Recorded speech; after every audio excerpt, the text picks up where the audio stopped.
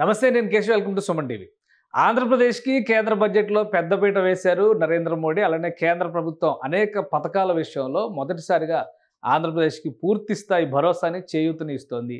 ఈ నేపథ్యంలో ఢిల్లీ ప్రయాణం అవుతున్నారు ఆంధ్రప్రదేశ్ చీఫ్ మినిస్టర్ చంద్రబాబు నాయుడు.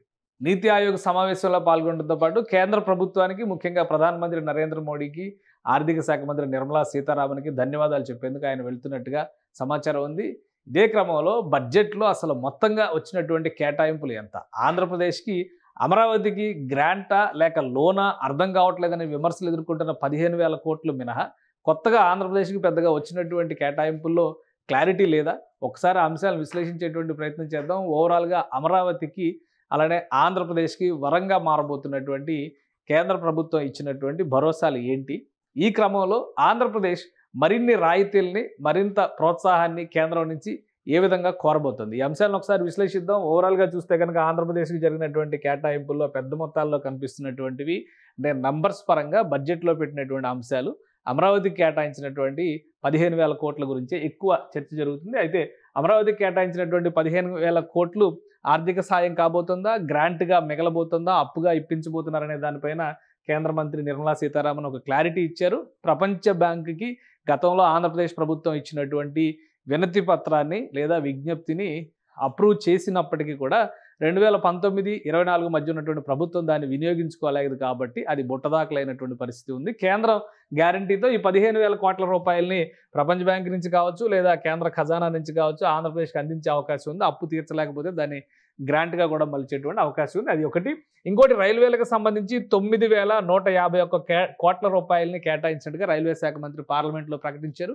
అమరావతి రైల్వేకి సంబంధించి, లైన్కి సంబంధించి 2,000 కోట్ల రూపాయలు ఇవ్వడంతో పాటు విశాఖ రైల్వే జోన్ ప్రాజెక్టు కూడా లైవ్లో ఉంది. రాష్ట్ర ప్రభుత్వం భూముల్ని కేటాయించిన వెంటనే పనులు మొదలు పెడతామని రైల్వే శాఖ మంత్రి స్పష్టంగా ప్రకటించారు. ఇక పోలవరానికి సంబంధించి కేంద్ర ప్రభుత్వం ఆర్థిక సాయం చేయడానికి సన్నద్ధమైనట్టుగా బడ్జెట్లో అనౌన్స్ చేసింది.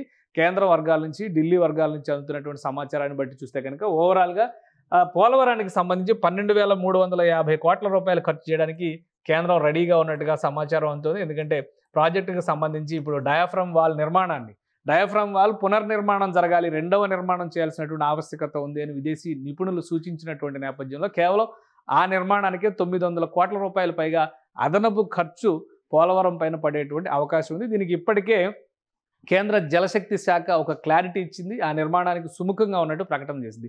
ఈ నేపథ్యంలో ఇటు నిర్వాసితులకు ఇచ్చేటువంటి పరిహార సాయంతో సహా కలిపి చూస్తే 12,000 కోట్ల రూపాయల పైగా ఇవ్వడానికి కేంద్రం సన్నద్ధంగా ఉన్నట్టుగా ఒక సమాచారం వస్తుంది. ఇక పారిశ్రామిక కారిడార్లుగా ఉన్నటువంటి విశాఖ, అలానే చెన్నై కారిడార్, బెంగళూరు నుంచి హైదరాబాద్ కారిడార్, అంటే ఇటు ఓర్వకల్లు నాడు, అటు కొప్పర్తి నాడు, ఈ రెండు చోట్ల చేయబోయేటువంటి సాయం పరంగా చూస్తే కనుక ఈ రెండు ఇండస్ట్రియల్ కారిడార్ల అభివృద్ధికి దాదాపు 25,000 కోట్ల రూపాయలని కేంద్రం వెచ్చించబోతున్నట్టుగా సమాచారం ఉంది. రాబోయేటువంటి ఏడాది, 2 ఏళ్లలోనే వీటికి సంబంధించినటువంటి ప్రణాళికలు. ఎందుకంటే కొప్పర్తిలో సుమారుగా 5,500 ఎకరాల ఇండస్ట్రియల్ ఎస్టేట్స్ ఉన్నాయి. అలానే ఓర్వకల్లో 3,500 ఎకరాలకు సంబంధించినటువంటి ఇండస్ట్రియల్ క్లస్టర్లు ఉన్నాయి. అక్కడ పరిశ్రమల్ని ఆహ్వానించేటువంటి ఉద్దేశంతో కావాల్సినటువంటి వనరుల్ని 25,000 కోట్ల రూపాయలను ఖర్చు పెట్టడం ద్వారా కేంద్ర ప్రభుత్వం అభివృద్ధి చేయాలని భావిస్తున్నట్టుగా ఒక సమాచారం ఉంది. అలానే వెనుకబడిన జిల్లాలకు సంబంధించి కూడా ఒక ప్రకటన చేసింది. ఎందుకంటే వెనుకబడిన జిల్లాలు 4 జిల్లాలు, రాయలసీమ నుంచి ప్లస్ ప్రకాశం జిల్లా అంటే 5 జిల్లాలు, 5 జిల్లాలతో పాటు ఉత్తరాంధ్రకు సంబంధించినటువంటి 3 జిల్లాలు, మొత్తం 8 జిల్లాల్లో జిల్లాకి 50 కోట్ల రూపాయల చొప్పున 400 కోట్ల రూపాయలని సంవత్సరానికి సాయం చేయాలని ఆలోచిస్తుంది అని దానికి సంబంధించి సూత్రప్రాయ అంగీకారం కేంద్ర ప్రభుత్వం నుంచి వచ్చినట్టుగా తెలుస్తుంది. అంటే సంవత్సరానికి 400 కోట్ల రూపాయల చొప్పున రాబోయే 5 సంవత్సరాల్లో కేంద్ర ప్రభుత్వం ఉత్తరాంధ్ర, రాయలసీమ ప్లస్ ప్రకాశం జిల్లాలకి, మొత్తం 8 జిల్లాలకి, ఆంధ్రప్రదేశ్లో ఉన్నటువంటి 13 జిల్లాల్లో 8 జిల్లాలు వెనుకబడిన ప్రాంతాలుగా గుర్తింపు పొందినటువంటి నేపథ్యంలో ఈ జిల్లాలకు ప్రత్యేక ఆర్థిక సాయం కింద జిల్లాకి 50 కోట్ల రూపాయలని కేంద్రం కేటాయించబోతుంది. ఇది కూడా మేజర్ షేర్ అయ్యేటువంటి ఛాన్సెస్ ఉన్నాయి. ఇక అమరావతి ఔటర్ రింగ్ రోడ్ని పూర్తి స్థాయిలో కేంద్ర ప్రభుత్వమే చేపట్టాలని నిర్ణయించింది. దీంతో పాటు మరికొన్ని ప్రాజెక్టులు, ఎందుకంటే రహదారి వ్యవస్థల అభివృద్ధికి సంబంధించి చూస్తే కనుక అమరావతి ఔటర్ రింగ్ రోడ్డుకే 25,000 కోట్ల రూపాయలు ఖర్చు అవుతుందని ఒక అంచనా ఉంది. దీనికి తగ్గట్టుగా విజయవాడ హైదరాబాద్ హైవే 6+6 12 వరుసల రహదారిగా అభివృద్ధి చేయడానికి కావాల్సినటువంటి చర్యలు కూడా కేంద్ర ప్రభుత్వం తీసుకోవాలని నిర్ణయించింది. దీంతో పాటు విజయవాడ వైజాగ్ హైవేను కూడా పొడిగించాలని, అంటే ఈ మొత్తానికి కలిపి సుమారుగా 28,000 కోట్ల రూపాయల వరకు ఖర్చు అవుతుందనేటువంటి అంచనా ఉంది. సో 28,000 కోట్ల రూపాయలు అందించడానికి కేంద్ర ప్రభుత్వం సిద్ధంగా ఉన్నట్టుగా సమాచారం ఉంది. వీటికి అదనంగా బీపీసీఎల్ ప్రాజెక్టుకి 60,000 కోట్ల రూపాయల ఇన్వెస్ట్మెంట్తో పెట్టబోయేటువంటి బీపీసీఎల్ ప్రాజెక్టుకి ఆంధ్రప్రదేశే ఇక్కడ చివరికి లక్షితమైనటువంటి ప్రదేశంగా మారింది. బందర్లో, అంటే బందర్ పోర్టుకు దగ్గరలో ఈ ప్రాజెక్ట్ను ప్రారంభించాలనుకుంటున్నారు. ఈ ఇన్వెస్ట్మెంట్కి సంబంధించి కూడా బీపీసీఎల్కి ఇప్పటికే కేంద్ర పెట్రోలియం శాఖ గ్రీన్ సిగ్నల్ ఇచ్చినట్టుగా తెలుస్తుంది. బడ్జెట్లో దీని గురించి ప్రత్యేకంగా మెన్షన్ చేయకపోయినప్పటికీ కూడా ఖచ్చితంగా బీపీసీఎల్ ఏపీకి రాబోతుందనేటువంటి సంకేతాలు అయితే స్పష్టంగా ఉన్నాయి. ఇక నీరు, విద్యుత్ వంటి ప్రాజెక్టులతో పాటు పూర్వోదయ పథకం కింద మౌలిక వసతుల కల్పన కోసం కూడా 1,000 కోట్ల రూపాయలని ఆంధ్రప్రదేశ్లో ఖర్చు చేసేటువంటి అవకాశాలు స్పష్టంగా ఉన్నాయి. వీటితో పాటు 4 కొత్త విమానాశ్రయాలను కూడా ఆంధ్రప్రదేశ్లో ప్రారంభించడానికి గ్రీన్ సిగ్నల్ ఇచ్చింది. కాబట్టి అక్కడ కూడా ఆ విమానాశ్రయాలకు సంబంధించినటువంటి బాధ్యత కూడా కేంద్ర ప్రభుత్వం చేతిలోనే ఉంటుంది. సో ఓవరాల్గా ఏపీకి ఒక పెద్ద ఎజెండా ఒక రూపంలో చూస్తే కనుక ఈ బడ్జెట్లో ఒక బిగ్ బొనాంజా వచ్చినట్టుగానే మనం పరిగణించాల్సి ఉంటుంది. ఈ నేపథ్యంలోనే చంద్రబాబు నాయుడు ఢిల్లీ వెళ్తున్నటువంటి టూర్ ఆసక్తికరంగా మారింది. ఇప్పుడు ఢిల్లీ టూర్లో చంద్రబాబు నాయుడు కీలకమైనటువంటి 3 అంశాలని ప్రాతిపదికగా పెట్టుకుని ఆయన కేంద్ర ప్రభుత్వం నుంచి విజ్ఞప్తి చేసేటువంటి అవకాశాలు కనిపిస్తున్నాయి. అవి ఏంటి అనేది ఒకసారి మనం పరిశీలిద్దాం. ఒకటి, గ్రీన్ రిన్యూవబుల్ ఎనర్జీల పైన ఫోకస్ పెట్టాలని ఏపీ ప్రభుత్వం నిర్ణయించింది. గతంలో వాయు విద్యుత్తుకి సంబంధించి, సౌర విద్యుత్తుకు సంబంధించి ఏపీ గ్రాంట్ల రూపంలో పెద్ద ఎత్తున కేంద్రం సహకారం పొందినటువంటి పరిస్థితి ఉంది.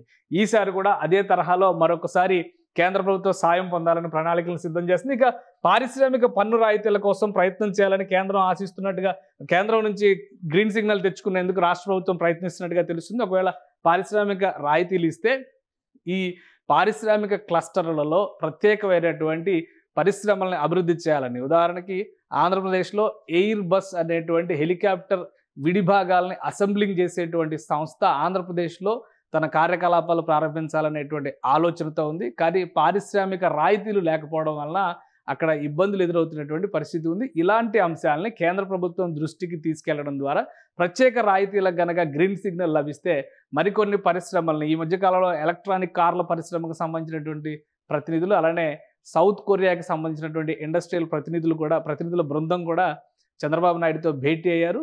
పారిశ్రామిక రాయితీలపైన చర్చలు జరిగినట్టుగా సమాచారం ఉంది. చంద్రబాబు నాయుడు ఈ అంశాన్ని కేంద్రం దృష్టికి తీసుకెళ్లడం ద్వారా ప్రత్యేక రాయితీలు పొందాలి, ఎందుకంటే ప్రత్యేక హోదా అనేది ఇప్పుడు అసాధ్యం కాబట్టి ప్రత్యేక హోదా ద్వారా ఎలాంటి రాయితీలు అయితే వస్తాయో అలాంటి రాయితీలు వెనుకబడిన ప్రాంతాల్లో పరిశ్రమలు పెట్టేందుకు ప్రోత్సాహకంగా పరిగణించాలనేటువంటి విజ్ఞప్తిని చంద్రబాబు నాయుడు చేసే అవకాశం ఉంది. ఇక డ్రిప్ ఇరిగేషన్కి సంబంధించి, ఆక్వాకల్చర్కి సంబంధించి ఇప్పటికే సబ్సిడీలు అమలవుతున్నాయి. వాటిని ఏపీకి మరింత విరివిగా ఇచ్చేందుకు కావాల్సినటువంటి అవకాశాలను పరిశీలించాలనేటువంటి విజ్ఞప్తిని కేంద్ర ప్రభుత్వం దృష్టికి తీసుకెళ్లబోతున్నట్టుగా తెలుస్తుంది.